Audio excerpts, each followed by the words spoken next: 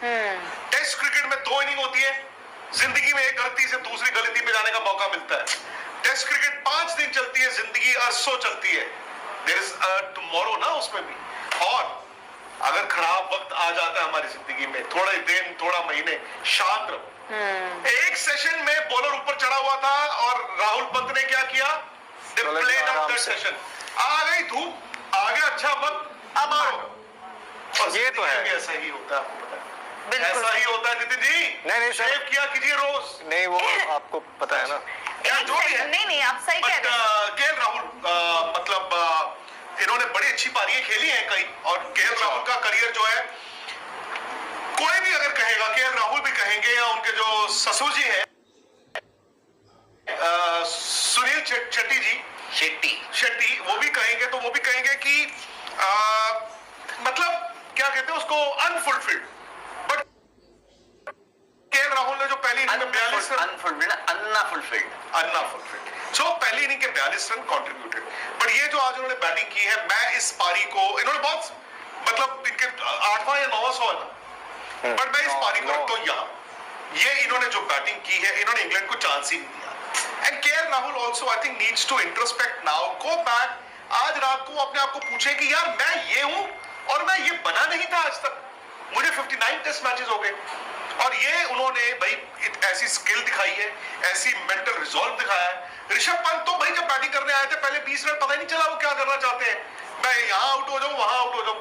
उसके बाद क्या हुआ, वो ऐसा मारा, मैं राहुल को बोला, मैंने कहा हो सकता है कि राहुल से पहले 100 कर दे। बाद में तो 50 से 90 तो 3-4 मिनट में पहुंच गए थे। He has become the second wicket keeper ever after Andy Clark। मैंने एक ट्वीट किया था, मैंने गलत किया, मैंने कहा था कि वो फर्स्ट एवर है, पर वो लोगों ने एडिट कर दिया। नहीं फर्स्ट एवर इंडियन लिख देते। ना ना भाई इंडियन नहीं यार, खुशी टेस्ट क्रिकेट, मैं खुशी 1877 वो सेकंड एक ही टेस्ट मैच में विकेट कीपर ने 200 लगाए। 200 को आपको पता है, जब हम छोटे बड़े हो रहे होते थे तो बैट्समैन के लिए 2 चीजें बहुत इंपॉर्टेंट गिनी जाती थी। एक कहा जाता था कि scored a century in each innings, और एक होता carried his bat. Carried his bat का मतलब होता है मैं ओपनर अगर आया हूं और 10 विकेट गिर गई, मैं नॉट आउट गया, जो केएल कर सकते हैं। जो ये मतलब दो बहुत बड़ी चीजें होती थी। ऋषभ पंत एक मैच में 200 लगा गया, ऐसे मजे करके। बड़ा सवाल ये है राहुल, बड़ा सवाल चंद्रेश जी आपसे पूछ रहे हैं, आपके फाजिल दोस्त और मेरे पीछे बड़े बोल रहे पूछो, वो आपको पता ही है उनका, बोल रहे हैं कि बाकी सब बहुत अच्छी बात है, वो सब तो ठीक है, पर इंडिया के लिए विकेट्स कौन लेगा अपार्ट फ्रॉम बुमराह। और फिर आपको पता है लास्ट लाइन उनकी, स्पेशली द लोअर ऑर्डर।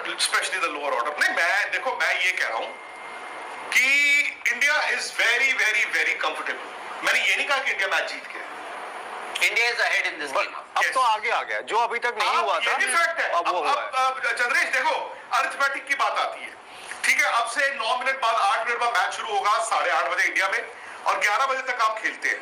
इसका मतलब ये है कि आप जो हम बात कर रहे थे, आई थिंक इंडिया अगर 2 घंटे बैटिंग करता है टिल अबाउट 10:30, आप उसके बाद डिक्लेयर करते हैं, 8 मिनट वो निकल गए, वो जो 20-22 मिनट में आप 3-4 ओवर डाल दो, आज उनको खिला दो, उस सिचुएशन में डाल दो, मत जाओ 550 के पीछे, आप आज उनको खिला दो। आप 2 घंटे में इंडिया यहाँ पे 304 की लीड लेके बैठा हुआ है, कम से कम मुझे लग रहा है चंद्रेश आप 450 पे बैठे होंगे, कम से कम मैं कह रहा हूँ 450। आज आप उनको 3-4 ओवर दे दो, एक आउट हो गया, नहीं वो ना से, इट्स अ साइकोलॉजिकल प्लॉय। तो उन्होंने कहा कि कौन आउट करेगा, मैं कहूंगा बुमराह आउट करेंगे, मैं कहूंगा प्रसिद्ध कृष्णा विल लर्न, मैं कहूंगा Siraj will learn, and it could also be Ravindra Jadeja. Exactly my point. Ravindra अस्सलामुअलैकुम दोस्तों, जैसा कि आप सब जानते हैं कि आईपीएल 2025 का टाइटल रॉयल चैलेंजर बेंगलोर ने 17 सालों के इंतज़ार के बाद अपने नाम किया है, और जितने ज़्यादा इमोशनल और खुश विराट कोहली थे, शायद ही आरसीबी में कोई प्लेयर इतना ज़्यादा खुश हो, क्योंकि विराट कोहली पिछले 17 सालों से इस ट्रॉफ़ी के इंतज़ार में थे। होना तो ये चाहिए था कि रॉयल चैलेंजर बेंगलोर की पहली ट्रॉफ़ी को लेकर सब खुश होते, जश्न मनाते, लेकिन ऐसा किया भी गया, बट अनफॉर्चुनेटली वो एक ट्रेजेडी में कन्वर्ट हो गया। जैसे ही आरसीबी अपनी पहली ट्रॉफ़ी जीता, उसी के अगले दिन आरसीबी की फ्रेंचाइज ने बेंगलोर में ओपन परेड करने का फ़ैसला किया, लेकिन बेंगलोर पुलिस और मुख्तलिफ डिपार्टमेंट्स ने उन्हें इजाज़त नहीं दी कि ये बहुत ज़्यादा रिस्की है, बहुत ज़्यादा लोग इकट्ठे हो सकते हैं, जिसकी वजह से कोई हादसा पेश भी आ सकता है। लेकिन आरसीबी के फ्रेंचाइज ने कुछ ना कुछ करके 1-2 घंटे की मोहलत मांग ही ली, लेकिन अब वही उनके सर का वबाल बनकर खड़ी है, क्योंकि जैसे ही आरसीबी ने अपनी परेड शुरू की, वहां पर 2 से 2.5 लाख लोगों का मजमा इकट्ठा हो गया, सिर्फ और सिर्फ विराट कोहली और बेंगलोर की पहली ट्रॉफी को देखने के लिए। और इतनी ज़्यादा भगदड़ मची कि उस भगदड़ में 11 लोग अपनी जान से बाजी धो हार बैठे, क्योंकि इतने ज़्यादा रश में लोगों ने एक दूसरे के ऊपर चढ़ना शुरू कर दिया और उन्हें कुचल कर आगे बढ़ते रहे ताकि विराट कोहली को और करीब से देखा जा सके। जैसे तैसे करके आरसीबी ने अपने प्लेयर्स को तो वहां से निकाल लिया, लेकिन ये ट्रेजेडी अब तारीख के पन्नों पर लिखी जाएगी, क्योंकि आरसीबी के मार्केटिंग हेड निखिल को एयरपोर्ट पर अरेस्ट कर लिया गया, क्योंकि वो बेंगलोर से मुंबई जा रहे थे और बेंगलोर पुलिस ने उन्हें एयरपोर्ट से उठा लिया। और फ्रेंचाइज की 2 से 3 मेंबर्स पे और पूछताछ की गई है कि ये आइडिया किसका था, और बेंगलोर के कमिश्नर को भी सस्पेंड कर दिया गया है।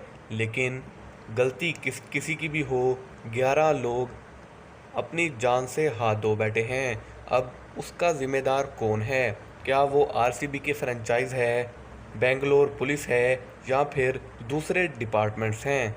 अब इसी की छानबीन चल रही है। और दूसरी तरफ इंडिया की टेस्ट टीम शुभमन गिल की कप्तानी में इंग्लैंड पहुंच चुकी है और अपने टेस्ट मैचेस शुरू कर चुकी है। क्रिकेट के रिलेटेड लेटेस्ट अपडेट जानने के लिए हमारे चैनल के साथ जुड़े रहिए। मिलते हैं अगली वीडियो में, तब तक के लिए अपना और अपने प्यारों का ख्याल रखिए। अल्लाह हाफिज़।